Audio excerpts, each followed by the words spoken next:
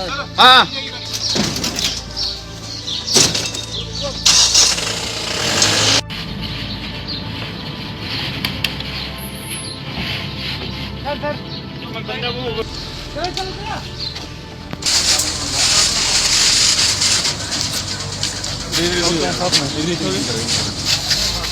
road जो है गाड़ियाँ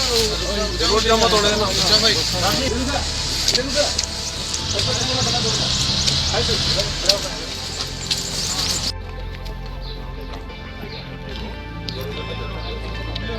उधर गया बस उधर बोला कि उधर से मेरी आदत सर इसे रख दूं आदत सर